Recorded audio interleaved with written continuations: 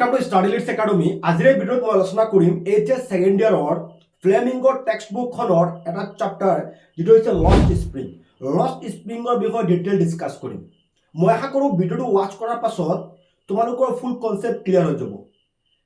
আৰু ভিডিঅ'টোৰ শেষত আমি কিছুমান মোস্ট ইম্পৰ্টেন্ট পৰীক্ষাত আহিব সম্ভাৱ্যপূৰ্ণ আহিব পৰা কিছুমান মোস্ট ইম্পৰ্টেন্ট 1 মাৰ্কছৰ কোৱেশ্চন ডিসকাস কৰিম।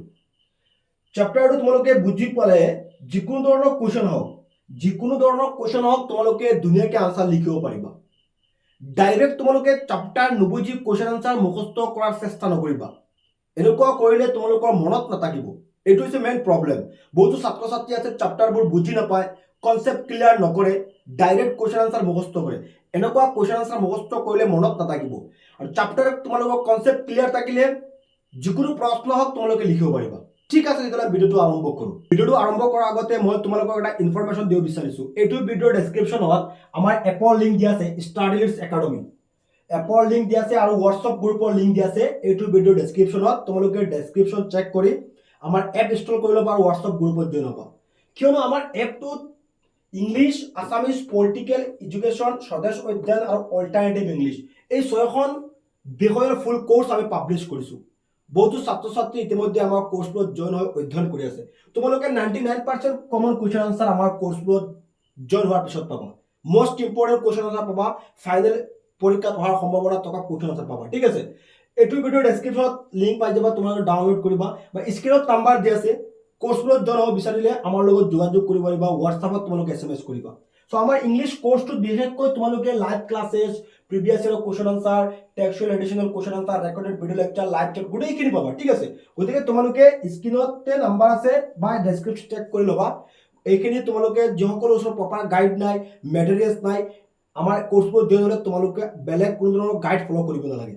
আমাৰ এইখিনি সাফিচিয়েন্ট হ'ব, কাৰণ যোৱা বছৰ এজন ষ্টুডেণ্টে আমাৰ পলিটিকেল সায়েন্সৰ পৰা 100 পাইছিলে আৰু ইংৰাজীত এনেকৈ বহুতো ষ্টুডেণ্ট আছে 93, 94 এনেকৈ মাৰ্কছ পাইছিলে আমাৰ কোৰ্সটোত, ইংলিছ ফুল কোৰ্সটোত জইন হয়। তোমালোকে যিসকলে ইণ্টাৰেষ্টেড আমাৰ লগত জইন কণ্টেক্ট কৰি তোমালোক জইন হ'ব পাৰিবা।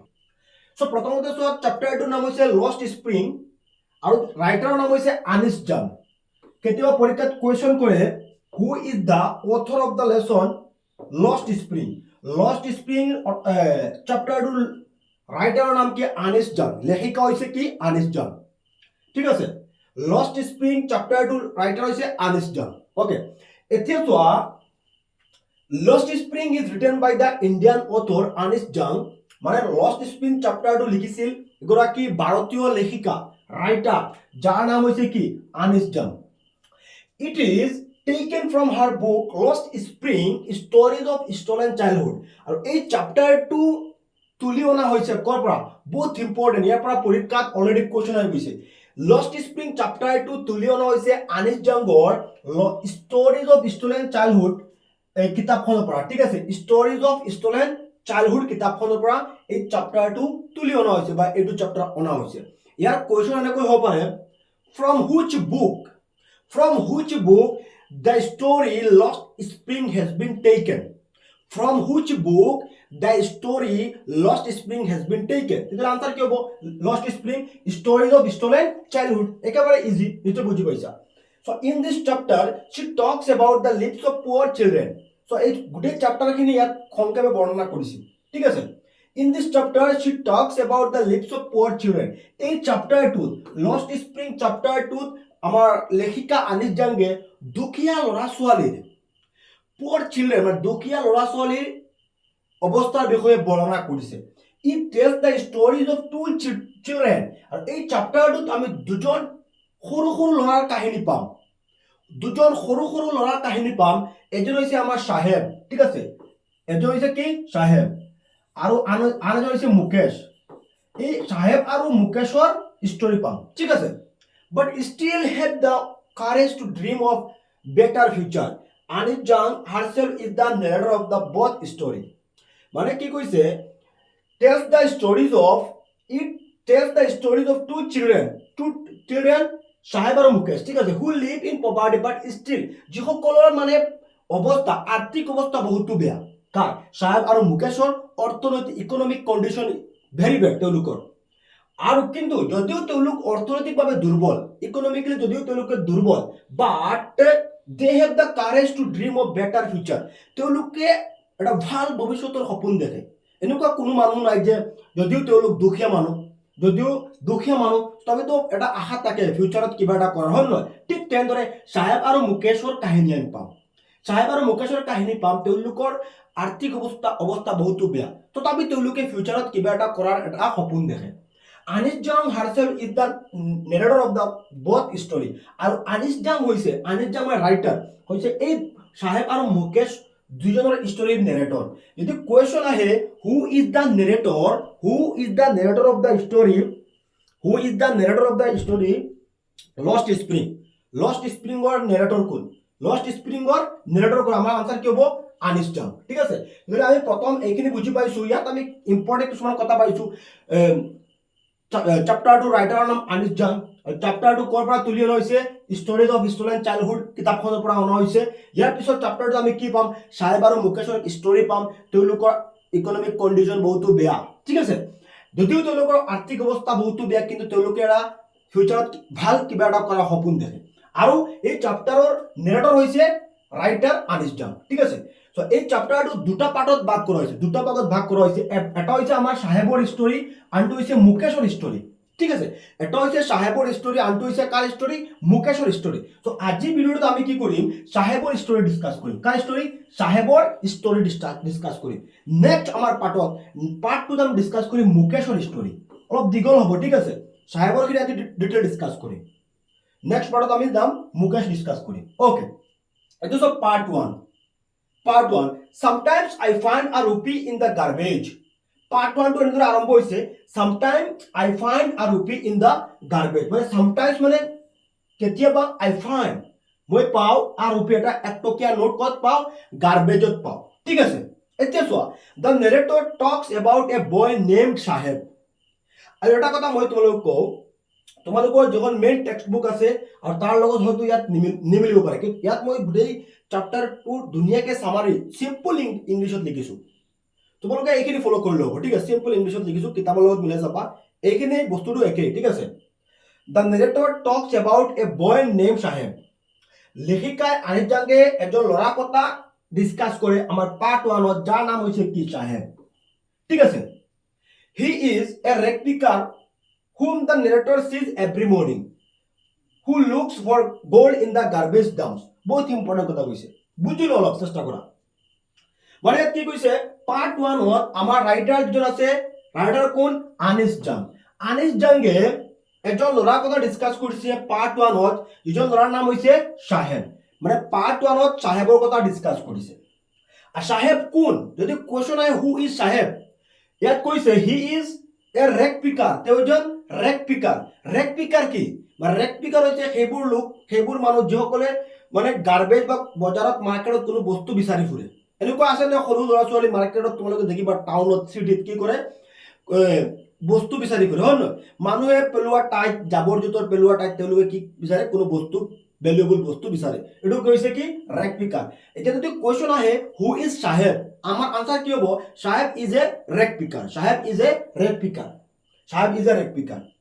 আৰু সেই চাহেবক ৰাইটাৰে ক'ত লগ পায়? হুম the নেৰেটৰ seize every morning.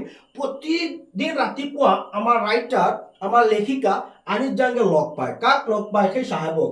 Who looks for gold in the garbage dump. আৰু যিজন ল'ৰাক আনিছ জাংগে প্ৰতিদিন ৰাতিপুৱা লগ পায়, সেইজন ল'ৰাই কি কৰে? Looks for gold in the garbage ডাম্পছ।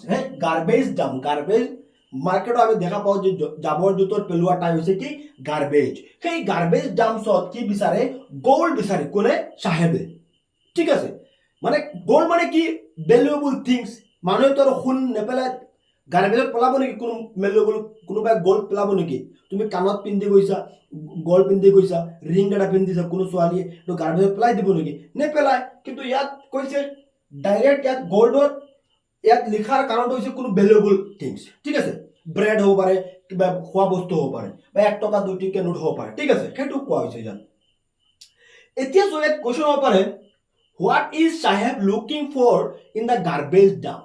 গাৰ্বেজত চাহেবে কি বিচাৰি আছে? আমি ক'ম Saheb is looking for gold in the garbage dump. Saheb is looking for gold in the garbage dump. নিশ্চয় বুজি পাইছে এইখিনি যে পাৰ্ট 1ত আমাৰ লেখিকাই কাৰ কথা ডিসকাস কৰি আছে এজন ল'ৰা যিজন ল'ৰাৰ নাম হৈছে সাহেব আৰু সেইজন ল'ৰাক প্ৰতিদিন ৰাতিপুৱা লগ পায় আৰু সেই ল'ৰাজনে কি বিচাৰে গাৰ্বেজত কোনো গোল্ড বিচাৰে গাৰ্বেজত কি বিচাৰে গোল্ড বিচাৰে সোণ বিচাৰে she talks to him and find out that he came from Dhaka long back ঠিক আছে এতিয়া চোৱা যেতিয়া আনিছ জাংগে ল'ৰাজনৰ লগত কথা পাতিছে কাৰ লগত সাহেবৰ লগত কথা পাতি গম পাইছে যে সাহেব কৰ পৰা আহিছে সাহেবৰ ফেমিলি কৰ পৰা আহিছে ঢাকাৰ পৰা আহিছে বহুত ইম্পৰ্টেণ্ট লং বেক বহুতো আগতে সাহেবৰ ফেমিলি কৰ পৰা আহিছে ঢাকাৰ পৰা আহিছে বহুতো আগতে সাহেবৰ ফেমিলি ঢাকাৰ পৰা আহিছে এতিয়া কোৱেশ্চন হ'ব পাৰে from where সাহেব ফেমিলি has come সাহেবৰ পৰিয়াল কৰ পৰা আহিছে আমি কি কম সাহেব ফেমিলি or সাহেব has come from Dhaka ঠিক আছে সাহেব has come from Dhaka Bangladesh মানে বাংলাদেশৰ ৰাজধানী ঢাকাৰ পৰা আহিছিল বহুতো আগতে আহিছিল ঠিক আছে according to his mother তাৰ মাকৰ মতে his house was swept away by storms and floods এতিয়া চোৱা সাহেবৰ ফেমিলি চোৱা এতিয়া সাহেব ক'ত আছে ভাৰতবৰ্ষত আছে আৰু তেওঁলোক আহিছিল ঢাকাৰ পৰা আহিছিল সাহেব যিজন ল'ৰা যিটো পাৰ্ট 1ত আমি যিজন ল'ৰাৰ কথা এতিয়া পঢ়ি আছো সেই ল'ৰাজনৰ নাম হৈছে সাহেব আৰু সাহেবৰ পৰিয়াল বা সাহেবৰ পৰিয়াল ক'ৰ পৰা আহিছিল সাহেবৰ পৰিয়াল আহিছিল ঢাকাৰ পৰা আহিছিল আৰু এতিয়া তেওঁলোক আছে ভাৰতবৰ্ষৰ দিল্লীৰ ওচৰৰ এখন ঠাই যিখন ঠাইৰ নাম হৈছে সীমাপুৰী আমি পিছত পাম এইখন এতিয়া তেওঁ ক'ত আছে এতিয়া তেওঁ আছে ভাৰতবৰ্ষৰ দিল্লীৰ ওচৰৰ এখন ঠাই যিখন ঠাইৰ নাম হৈছে সীমাপুৰী আৰু আহিছিল ক'ৰ পৰা সাহেব হেজ কাম ফ্ৰম ঢাকা সাহেব ক'ৰ পৰা আহিছিল বা সাহেবৰ পৰিয়াল ক'ৰ পৰা আহিছিলে ঢাকাৰ পৰা আহিছিলে কিয় তেওঁলোক নিজৰ ঠাই এৰি আহি গৈছিল কিয় আহি গৈছিল কাৰণ চোৱা according to his mother তাৰ মাকৰ মতে তাৰ মাকে কৈছিল his house swept away by storms and floods flood লিখা নাই floods হ'ব ঠিক আছে তাৰ মাকৰ মতে এসময়ত কৈছিল এটা প্ৰবল ধুমুহা আৰু বানপানীয়ে তেওঁলোকৰ গড় আৰু খেতিপথাৰ কি কৰিছিল ধ্বংস কৰি পেলাইছিল সেই কাৰণে তেওঁলোক ঢাকাৰ পৰা সীমাপুৰীলৈ আহি গৈছিল ইয়াত কোৱেশ্চন আহিব why did সাহেব ফেমিলি লিভ ঢাকা মানে ঢাকা এৰি কিয় আহি গৈছিল আমি ক'ব লাগিব once there was a big storms and floods swept away their fields and home so that সাহেব ফেমিলি left ঢাকা মানে এসময়ত প্ৰবল ধুমুহা আৰু বানপানীয়ে তেওঁলোকৰ খেতিপথাৰ আৰু গড় ধ্বংস কৰি পেলাইছিল সেই কাৰণে তেওঁলোক ঢাকা এৰি ক'ত আহি গৈছিল ভাৰতবৰ্ষৰ সীমাপুৰীত আহি গৈছিল ঠিক আছে that was the reason why his family had come here to earn a living মানে সেই কাৰণে তেওঁলোক ঢাকা এৰি ভাৰতবৰ্ষত আহি গৈছিল the narrator asked him to join a school এতিয়া চোৱা সাহেবক কি কৰাত দেখা পাইছিল সাহেবে সেই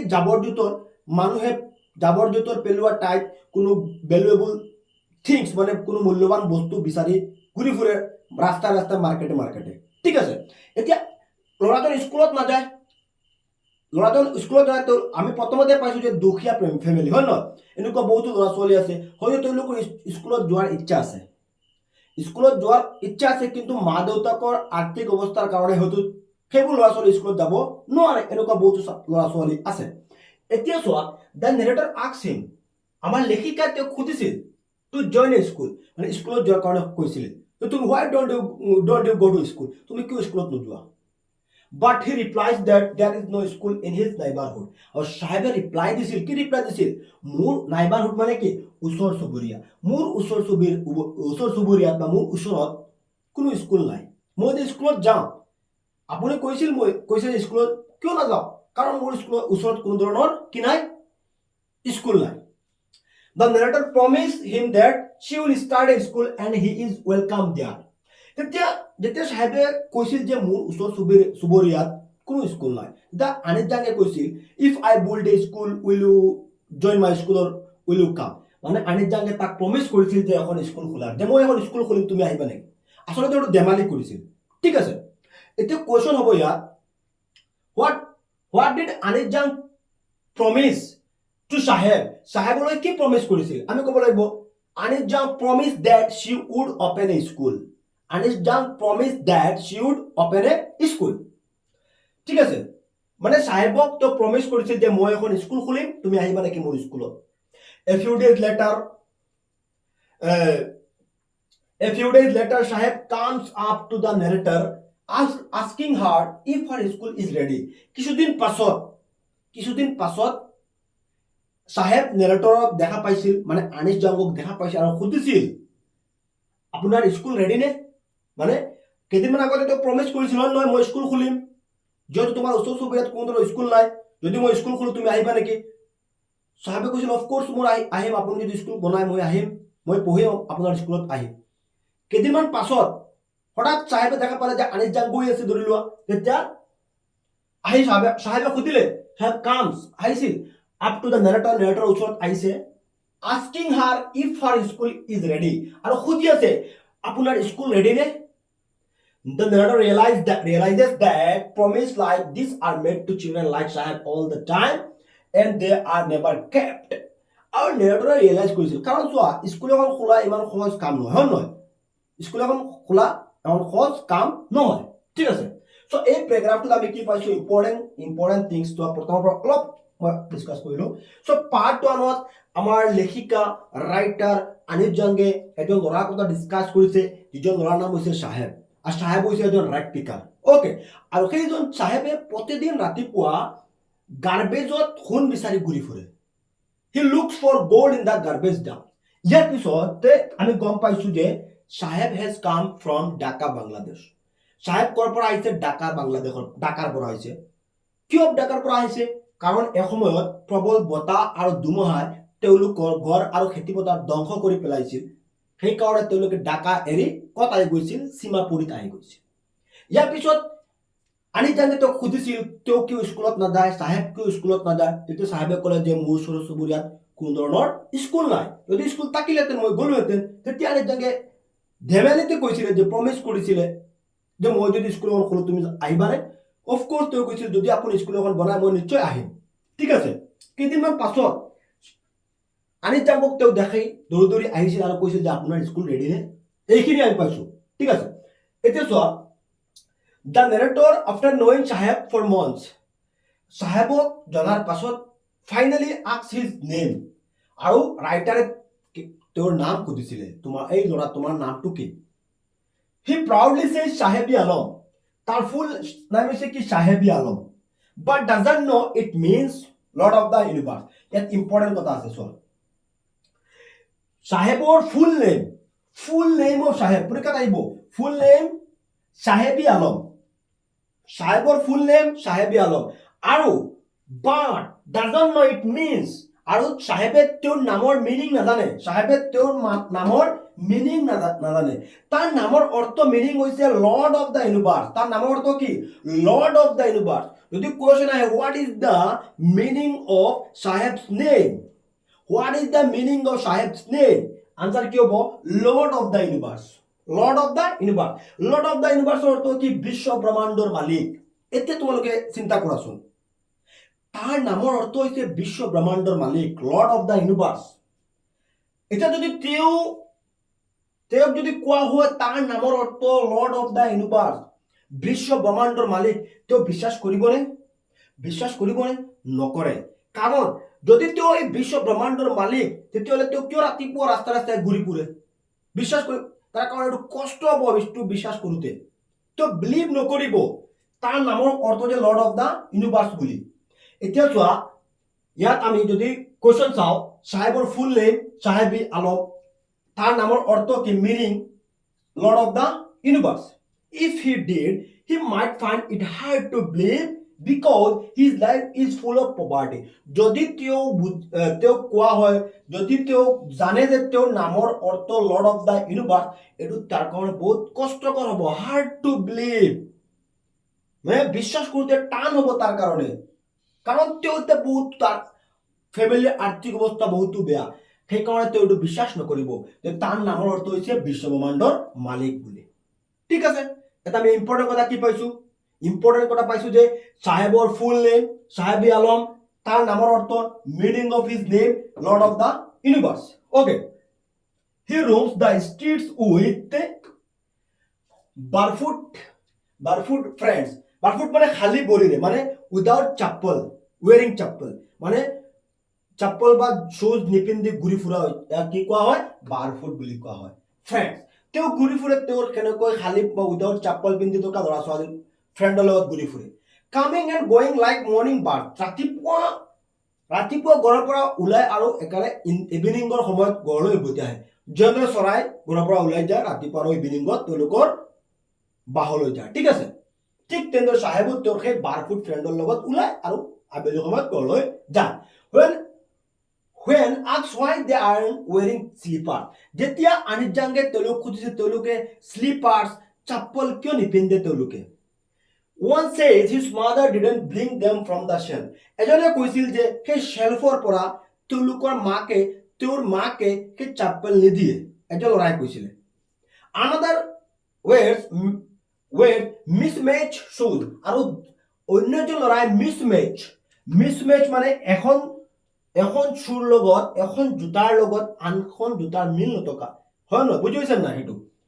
আৰু আন এজনে মিছমেচ শুজ পিন্ধি আছে, মানে এজন খালী ভৰিৰে আছে এণ্ড তাৰ admits he has never worn any. আৰু তৃতীয় নম্বৰ ল'ৰাজনে কৈছিল যে তেওঁৰ জীৱনত কেতিয়াও চাপ্পল বা স্লিপাৰ পিন্ধা নাই। People sometimes say going barefoot is a tradition. মানুহে কয় যে সেইটো তেওঁলোকৰ ট্ৰেডিশন, পৰম্পৰা, ঠিক আছে। But the narrator suspects it is just an excuse for custom poverty. কিন্তু নেৰেটৰৰ মতে, আনিছ জাংগৰ মতে সেইটো তেওঁলোকৰ পভাৰ্টিৰ কাৰণে, টকা পইচা নথকাৰ কাৰণে হয়তো তেওঁলোকে চাপ্পল বা স্লিপাৰ শুজ নিপিন্ধে, ঠিক আছে। সো নিশ্চয় বুজি পাইছা। এই প্ৰেগাৰটো বহুত ইম্পৰ্টেণ্ট মনত ৰাখিবা। এই প্ৰেগাৰটো 5 মাৰ্কছৰ কুৱেশ্যন সোধে এই প্ৰেগাৰৰ পৰা। সীমাপুৰীৰ ওপৰত কুৱেশ্যন আহে, ডেছক্ৰাইব সীমাপুৰী, ঠিক আছে। আৰু ইয়াত এই প্ৰেগাৰটো বহুত ইম্পৰ্টেণ্ট, সীমাপুৰীৰ ওপৰত আছে। To give us a background of Saheb, the narrator talks about Simapuri. এতিয়া চোৱা, নেৰেটৰে সীমাপুৰীৰ বিষয়ে ডিছকাছ কৰিছে। A place near Delhi where the wreck pickers who came from Bangladesh in 1971 settled down. About 10,000 wreck pickers live. 10,000 wreck pickers live. Both important চোৱা। So Simapuri ক'ত? A place near Delhi. দিল্লীৰ ওচৰৰ এখন ঠাই, ঠিক আছে, Simapuri. Where the wreck pickers who came from Bangladesh in 1971, য'ত মানে 10,000 ৰেক পিকাৰে বাস কৰে। ৰেক পিকাৰ নিশ্চয় বুজি পাইছা, ৰেক পিকাৰে বাস কৰে যিসকল বাংলাদেশৰ পৰা 1971 আহিছিলে, 1971 আহিছিলে আৰু সেটেল ডাউন তাত থাকি গৈছিলে। About 10,000 ৰেক পিকাৰ লিভ, আৰু 10,000 ৰেক পিকাৰে তাত বাস কৰে। এতিয়া কুৱেশ্যন আহিব পাৰে, how many rag picker used to live in Simapuri? How many rag picker used to live in Simapuri? মানে কিমান ৰেক পিকাৰে সীমাপুৰীত বাস কৰে? আনসাৰ হ'ব 10,000. When did the wreck picker come in Simapuri? When? কেতিয়া আহিছিল? আমি কম 1971 আহিছিল, 1971 আহিছিল। ক'ৰ পৰা আহিছিল? বাংলাদেশৰ পৰা আহিছিল, ফ্ৰম বাংলাদেশ। সেই ৰেক পিকাৰ যিসকলে সীমাপুৰীত বাস কৰে তেওঁলোক বাংলাদেশৰ পৰা 1971 আহিছিল, আৰু কিমান তাকে তাত 10,000 ৰেক পিকাৰ বাস কৰে। Their squatters including Saheb's family, আৰু সেই 10,000ৰ ভিতৰত সাহেবৰ ফেমিলি হৈছে এটা ফেমিলি, স্কুৱেটাৰ্ছ তেওঁলোক। They haven't been given any identities or permits. তেওঁলোকক কোনো ধৰণৰ পাৰ্মিট দিয়া হোৱা নাই, মানে টেম্পৰাৰী হিচাপে তেওঁলোক তাক থাকে। Only ration cards are given to them, আৰু তেওঁলোকক কি দিয়া হৈছে? ৰেচন কাৰ্ড দিয়া হৈছে। নিশ্চয় সকলোৱে গম পোৱা ৰেচন কাৰ্ডৰ কাম কি, হয় নহয়? ৰেচন কাৰ্ডেৰে মানুহে কি কৰে? চাউল পায়, চৰকাৰী চাউল এইবোৰ পায়, ঠিক আছে। That help them eat food and vote for politician, আৰু সেই ৰেচন কাৰ্ডেৰে তেওঁলোকে কি পায়? ফুড পায়, আৰু তেওঁলোকে ভোটাৰ লিষ্টত তেওঁলোকৰ নাম সোমাই লৈছে আৰু ভোট দিব পাৰে, ঠিক আছে। They are deprived of any other rights, তেওঁলোকক অন্য ৰাইটছ, অন্য সুযোগ সুবিধাৰ পৰা তেওঁলোক বঞ্চিত, ঠিক আছে। Over the years, wreck pickers has become an art for them, and over the year মানে বছৰ বছৰ ধৰি তেওঁলোক তাত থাকি আছে, আৰু সেই ৰেক পিকিং কৰাটো তেওঁলোকৰ কাৰণে কি হৈছে আৰ্ট হৈ গৈছে কলাম বিদ্যা হৈ গৈছে ঠিক আছে টু এ চিলড্ৰেন লাইক সাহেবৰ কাৰণে ফাইণ্ডিং এ ৰূপী অৰ এ 10 ৰূপী note is a big achievement আৰু সেই যিবোৰ ল'ৰা ছোৱালী আছে তাত থাকে তেওঁলোকৰ কাৰণে বা সাহেবৰ কাৰণে সেই গাৰ্বেজত এটা 1 টকীয়া নোট বা 10 টকীয়া নোট পালে কিন্তু তাৰ কাৰণে বহুত ডাঙৰ এটা এচিভমেণ্ট ঠিক আছে ওৱান ডে এদিনাখন সি মানে কোন আমাৰ আনিছ জান ঠিক আছে ৰাইটাৰ সি সাহেব wearing a pair of tennis shoes এদিনাখন দেখিছিল যে আনিছ জানকে দেখিছিল সাহেবে কি কৰি আছে টেনিছৰ শুজ পিন্ধি আছে টেনিছ খেলাৰ যিটো জোতা আছে এযোৰ জোতা পিন্ধি আছে সাহেবে one of them had a hole in it আৰু এখন জোতাত কি আছে এটা হুল আছে ফটা আছে যিটো কোৱা হয় আমাৰ ফটা জোতা and it didn't seems to bother him because it was a dream come true for a child who had always walked barefoot তোৰ কাৰণে এটা মানে সপোন এটা বাস্তৱিত হৈছে যদিও এটা হুল আছে জোতাখনত সেই জোতাখন হয়তো কোনোবা দলি লৰাই কি কৰিছে দলিয়াই পেলাই দিছে এটা ফটা হোৱাৰ কাৰণে ঠিক আছে আৰু সাহেবে সেই জোতাখন পাই পিন্ধিছে যদিও যিজন লৰাই খালি ভৰিৰে উইদাউট শুজে ঘূৰি ফুৰে সেইজন লৰাৰ কাৰণে ফটা এখন শুজ পাইছে এখন যদিও ফটা হয় তেওঁৰ কাৰণে কি হয় সপোনটো পূৰণ হ'ল তেওঁৰ কাৰণে ঠিক আছে garbage is gold for them এটা বহুত ইম্পৰ্টেণ্ট হতা এই বা কোৱেশ্চন আহে garbage is gold for them explain তেওঁলোকৰ কাৰণে গাৰ্বেজটো হৈছে গোল্ড এই জাবৰ জোঁথৰ পেলোৱা টাই যাৰ পৰা তেওঁলোকে বিচাৰি কোনো বস্তু বিচাৰি পায় তেওঁলোকৰ কাৰণে সোণ কাৰণ কি কোৱেশ্চন আহিব garbage is gold for them garbage is gold for সীমাপুৰীৰ মানুহৰ কাৰণে গাৰ্বেজ হৈছে সোণ এক্সপ্লেইন কৰা extra it is their main source of livelihood এইটো যে তেওঁলোকৰ মানে জীৱিকাৰ মেইন উৎস livelihood for the elders it means food and shelter elder জ্যেষ্ঠসকলৰ কাৰণে এইটো হৈছে ফুড আৰু শেল্টাৰ সেই গাৰ্বেজটো বিকজ দে গেট আমি এনেকৈ simple ko paru je garbage is gold for them because they get their daily bread from the garbage dumps they get their daily bread মানে দৈনন্দিন ব্ৰেড যেটো সেই গাৰ্বেজৰ পৰা তেওঁলোকে পায় সেই কাৰণে গাৰ্বেজটো তেওঁলোকৰ কাৰণে gold A roof over their head ঠিক আছে তেওঁলোকৰ মূৰৰ ওপৰত এটা roof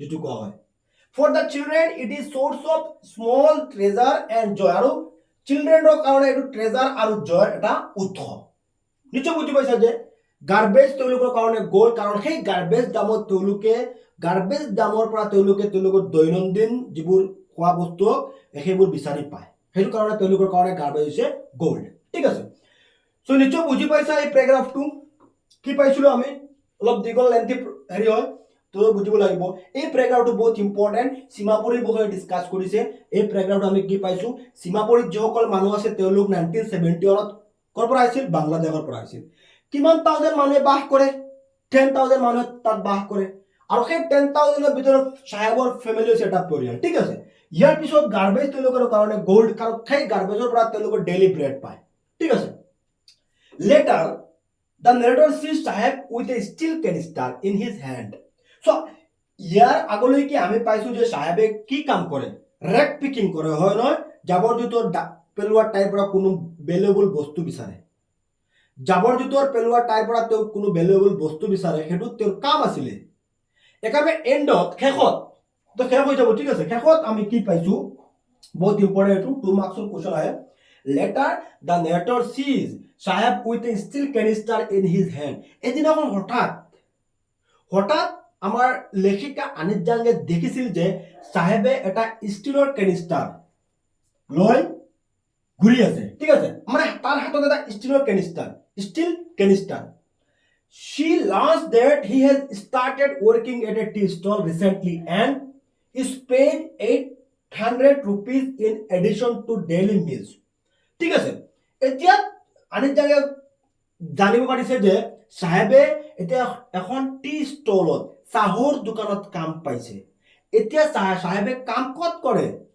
চাহৰ দোকানত কাম কৰে নতুন এটা জব পাইছে নিউ জব যেটো হৈছে চাহৰ দোকানত কাম কৰা আৰু তাক বেতন কিমান 800 rupees and in addition to daily meals আৰু তেওঁক daily meals মানে ডেইলি যিবোৰ খোৱা বোৱা তেওঁৰ কাৰণে ফ্ৰী ঠিক আছে এতিয়া চোৱা আগতে তেওঁ কাম কৰিছিল কি ৰেক পিকিং কৰিছিল একেবাৰে শেষত সাহেবে এটা জব পাইছিলে টি ষ্টলত এটা জব পাইছিল চাহৰ দোকানত এটা জব পাইছিলে তাৰ বেতনটো কিমান চেলাৰী কিমান 800 আৰু গোটেই দিনত যিটো আহাৰ আছে সেই গোটেইখিনি ফ্ৰী ঠিক আছে when asked if he was happy with his new job যেতিয়া আনিজাঙ্গে তেওঁ সুধিছিলে যে সাহেব তুমি এটা নতুন জব পাইছা নিউ জব পাইছা তুমি সুখী নে কাৰণ এতিয়া তেওঁ গোটেই দিনৰ তেওঁৰ যিটো খোৱা বোৱা সব ফ্ৰী পাই আছে ইয়াৰ পিছত মাহত 800 টকা পাই আছে আনিজাঙ্গে তাক সুধিছিলে তুমি এতিয়া হ্যাপি নেকি তোমাৰ নতুন জবটো Sahib looked downcast. He was working under someone and his freedom was taken away from him. He no longer had carefree attitude and the steel canister seems heavier than the plastic bag that he used to carry for rack picking.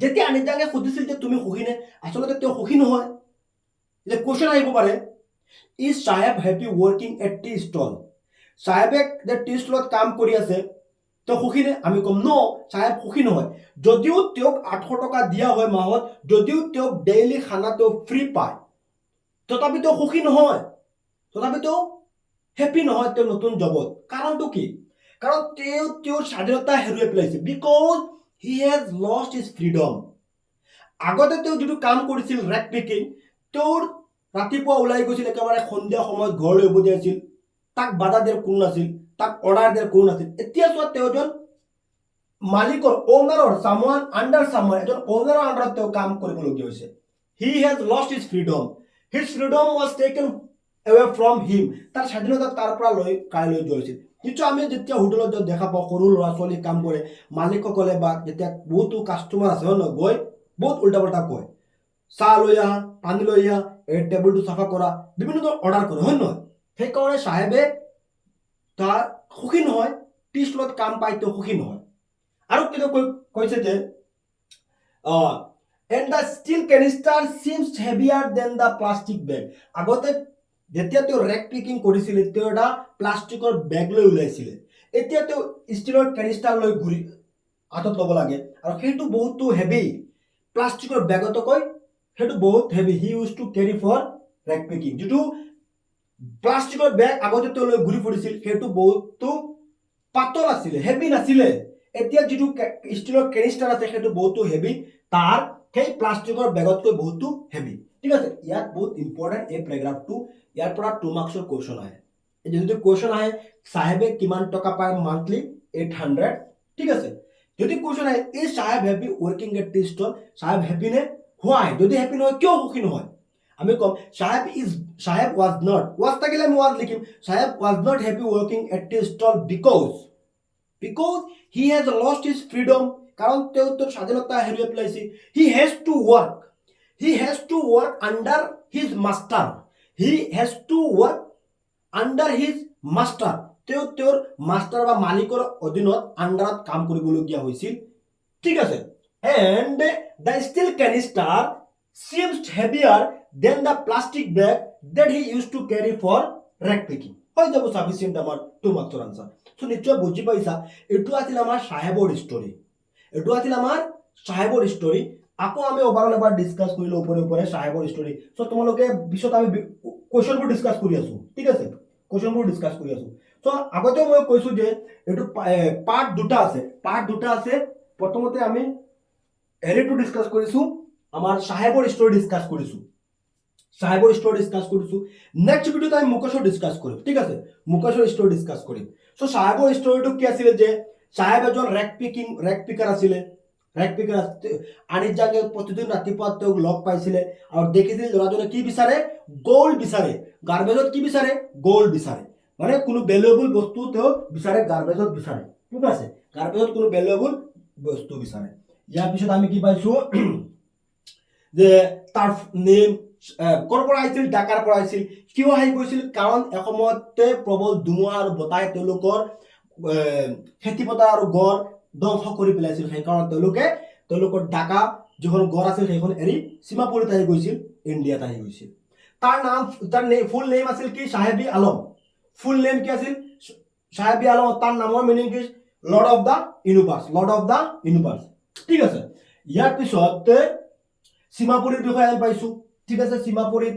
10,000 ৰেক্টিকাৰে বাস কৰি আছিল তেওঁলোক 1971 ক'ত আহিছিল ঢাকাৰ পৰা ইয়ালৈ আহিছিল ঠিক আছে আৰু সাহেবৰ পৰিয়াল হৈছে এটা পৰিয়াল সাহেবৰ কাম কি আছিল ৰেক পিকিং কৰা মানে ডাবৰ জোঁথৰ পেলোৱা বস্তু তাৰ পৰা কোনো ভেলুৱেবল বস্তু বিচৰা সেইটো তেওঁৰ কাম আছিল ঠিক আছে ইয়াৰ পিছত পাইছো garbage is gold for them garbage হৈছে সেই জাবৰ জোঁথৰ পেলোৱা তাই তেওঁলোকৰ কাৰণে গ'ল্ড সেই সীমাপুৰী মানুহৰ কাৰণে গ'ল্ড কাৰণ কি because garbage is gold for them because they get their daily bread from the garbage dumps ঠিক আছে ইয়াৰ পিছত একেবাৰে শেষত চাপ্টাৰটোৰ এণ্ডত সাহেবৰ চাপ্টাৰটোৰ এণ্ডত ষ্টৰীত আমি কি পাইছো যে সাহেবে এতিয়া নতুন এটা জব পাইছে চাহৰ দোকানত পাইছে তাৰ চেলাৰী কিমান 800 আৰু গোটেইখিনি আহাৰ তেওঁৰ কাৰণে ফ্ৰী গোটেই দিনৰ আহাৰ ফ্ৰী ঠিক আছে তথাপিও আমি গম পাইছো যে সাহেব সুখী নহয় তাৰ নতুন যিটো জব পাইছে টি ষ্টলত তেওঁ সুখী নহয় কাৰণ তেওঁ এতিয়া এজন মালিকৰ মাষ্টাৰৰ আণ্ডাৰত কাম কৰিব লাগে তেওঁৰ স্বাধীনতা হেৰুৱাই পেলাইছে হি হেজ লষ্ট হিজ ফ্ৰীডম সেইকাৰণে তেওঁ সুখী নহয় চ' এইটো আছিল আমাৰ সাহেবৰ ষ্টৰী ঠিক আছে নেক্সট আমি মুকেশ ডিছকাছ কৰিম এতিয়া চোৱা আমি কিছুমান 1 মাৰ্কছৰ কুৱেশ্যন ডিছকাছ কৰিম চ' এইখিনিতো তোমালোকৰ আৰু কিছুমানতো অলৰেডি আমাৰ এপত দিয়া আছে হয় নহয় 1 মাৰ্কছৰ পিডিএফত বহুতো আৰু কুৱেশ্যন দিয়া আছে ইয়াতো আৰু কিছুমান মই ডিছকাছ কৰি আছো সেইখিনিও তোমালোকে চাবা এইখিনিও চাবা যিটো আমাৰ পিডিএফত দিয়া আছে 1 মাৰ্কছৰ কুৱেশ্যন সেইখিনি চাব লাগিব ঠিক আছে এতিয়া চোৱা প্ৰথম কুৱেশ্যন মই এইখিনি কিয় লিখিছো কুৱেশ্যনটো তোমালোকে জাষ্ট চোৱা কনচেপ্ট ক্লিয়াৰ হ'লে কুৱেশ্যনবোৰ একেবাৰে ইজি কনসেপ্ট ক্লিয়াৰ হ'লে কুৱেশ্যনবোৰৰ আনসাৰ তোমালোকে আৰামত লিখিব পাৰিবা বুজি পালে সো প্ৰথম কুৱেশ্যন হু ইজ সাহেব সাহেব কোন আমি কি পাইছো Saheb is a young rag picker who boy living in Seemapuri Saheb এজন ৰেক পিকাৰ তো ক'ত বাস কৰি আছে সীমাপুৰীত বাস কৰি আছে where has সাহেব কাম ফ্ৰম সাহেব ক'ৰ পৰা আহিছিল সাহেব has come from ঢাকা পাইছো বাংলাদেশৰ ঢাকাৰ পৰা আহিছে why did সাহেব family leave ঢাকা সাহেবৰ পৰিয়াল কিয় Dhaka এৰিছিল সাহেব's family left Dhaka because their homes and fields were destroyed by storms and flood সাহেবৰ পৰিয়াল কিয় ঢাকা এৰি আহিছিল কাৰণ তেওঁলোকৰ ঘৰ আৰু খেতিপথাৰ কি কৈছিল were destroyed by storms and floods flood আৰু storm মানে বানপানী আৰু ধুমুহাই কি কৰিছিল ধ্বংস কৰি পেলাইছিল এটো আমি পাইছিলো what does সাহেব search for in the garbage dump বহুত ইম্পৰ্টেন্ট সাহেবে গাৰ্বেজত কি বিচাৰি ফুৰে আমি কি পাইছো সাহেব search for coins currency notes and any other items that can be sold or used এনেকৈ লিখিব পাৰিবা বা তোমালোকে এনেকৈ লিখিব পাৰিবা সাহেব search for gold in the garbage dump simple লিখিলেও বা এনেকৈ লিখিলেও কি বিচাৰি ফুৰে আসলতে এইখিনি বিচাৰি ফুৰে কইন বিচাৰি ফুৰে কাৰেন্সি নোটস বিচাৰি ফুৰে and any other items অন্য কোনো items that can be sold যিবোৰ items বিক্ৰী কৰিব পৰা যায় or ইউজ কৰিব পৰা যায় হেতুটো বিচাৰি ফুৰে গাৰ্বেজত সো একেবাৰে easy next question what is the Saheb's full name আমি পাইছিলো সাহেবৰ ফুল নেম কি সাহেবৰ ফুল নাম কি Saheb's full name is Saheb-e-Alam বহুত important Saheb-e-Alam what does Saheb's name mean সাহেবৰ নামৰ অৰ্থ কি আমি কি পাইছো it means lord of the universe বিশ্বব্ৰহ্মাণ্ডৰ মালিক ঠিক আছে why is সাহেব not able to go to school সাহেব কিয় স্কুলত যাব নোৱাৰে সাহেব কিয় স্কুলত যাব নোৱাৰে there is no school in his neighborhood আমি কি পাইছিলো যে আনিস জাঙ্গে যেতিয়া তেওঁ কৈছিল তুমি কিয় স্কুলত নোযোৱা তেওঁ কি উত্তৰ দিছিল যে তাৰ ওচৰ চুবুৰীয়াত কোনো স্কুল নাই there is no school in his neighborhood তাৰ ওচৰ চুবুৰীয়াত কোনো স্কুল নাই and his family can't afford to send him elsewhere due to poverty আৰু অন্য বেলেগ কোনো ঠাইলৈ তাৰ পৰিয়াল তাক পঠাব নোৱাৰে ডিউ টু পভাৰ্টি আৰ্থিক অৱস্থা ভাল নোহোৱাৰ কাৰণে যেহেতু তেওঁ ওচৰ চুবুৰীয়াত কোনো স্কুল নাই আৰু বেলেগ কোনো ঠাইত তেওঁৰ পৰিয়ালে তেওঁক পঠাব নোৱাৰে আৰ্থিক অৱস্থা ভাল নোহোৱাৰ বাবে ঠিক আছে what promise did the narrator once make to Saheb লেখিকাই আনিস জাঙ্গে কি প্ৰমিছ কৰিছিল আমি পাইছো না এটা প্ৰমিছ কৰিছিল কোনটো promise the narrator promised she would open a school promise কৰিছিল না যে মই এখন স্কুল খুলিম ঠিক আছে হেতু What job does Saheb take later? Saheb একেবারে শেষত কি জব পাইছিলে Saheb starts working at a tea stall. Saheb starts working at a tea stall. শেষত আমি কি পাইছিলো যে Saheb টি স্টলত কাম পাইছিল হয় নহয় ঠিক আছে next how does Saheb feel about his new job, নতুন জবটো পোৱাৰ পাছত চাহেবৰ ফিলিং কি আছিল, অনুভৱ কি আছিল। হি ইজ আনহেপি, সুখী নাছিল তেওঁ নতুন জবটোত। He is unhappy because the work is hard, কামটো বহুত কষ্ট আছিল টি ষ্টলত। And he has lost the carefree life and had as a rag picker. তেওঁ কি কৈছিল, লষ্ট ইজ মানে ফ্ৰী যিটো লাইফ আছিল সেইটো তেওঁ হেৰুৱাই পেলাইছিল, তেওঁৰ স্বাধীনতা হেৰুৱাই পেলাইছিল। যিটো তেওঁ আগতে কি কৰিছিল, ৰেক পিকিং কৰিছিল, সেইটো তেওঁ হেৰুৱাই পেলাইছিলে। সেইকাৰণে তেওঁ সুখী নাছিল তেওঁৰ নতুন জবটোত। Why does the narrator say that Saheb is no longer his one master? নেৰেটৰে কিয় কৈছে চাহেব তেওঁৰ এতিয়া মাষ্টাৰ হৈ থকা নাই। চাহেব is no longer his one master. As a rec picker, Saheb was free to roam and work at his own will. মানে rack picker যেতিয়া আছিলে তেওঁ, চাহেব যেতিয়া ৰেক পিকাৰ আছিলে তেওঁ নিজৰ ইচ্ছামতে কাম কৰিব পাৰিছিলে, উইল ইচ্ছামতে। নাও এতিয়া ৱৰ্কিং ফৰ সামৱান এল্স, এতিয়া তেওঁ অন্য মানুহৰ তেওঁৰ মাষ্টাৰৰ অধীনত তেওঁ কাম কৰিবলগীয়া হয়। He must follow orders and has lost his independence. আৰু এতিয়া তেওঁ কাৰোবাৰ অধীনত কাম কৰিবলগীয়া হৈছে। হি মাষ্ট ফলো অৰ্ডাৰ্ছ, তেওঁ কাৰোবাৰ অৰ্ডাৰ ফলো কৰিব লাগে, অৰ্ডাৰ মানিব লাগে। And has lost his independence, আৰু তেওঁৰ স্বাধীনতা হেৰুৱাই পেলাইছে। মানে নেৰেটৰে কৈছিল যে Saheb is no longer his own master. কিয় কৈছিল কাৰণ তেওঁ আগতে ৰেক পিকিং কৰিছিল, তেওঁৰ নিজৰ স্বাধীন মতে কাম কৰিছিল, হয় নহয়?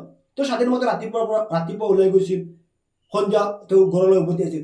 এতিয়া তেওঁ যিটো কাম পাইছে তেওঁৰ মানে মাষ্টাৰৰ অধীনত, মালিকৰ অধীনত কাম কৰিবলগীয়া হৈছে, তেওঁ কাৰোবাৰ অৰ্ডাৰ মানিবলগীয়া হৈছে। সেইকাৰণে তেওঁ সুখী নহয়, মানে তেওঁ ইণ্ডিপেণ্ডেণ্ট স্বাধীনতা হেৰুৱাই পেলাইছে।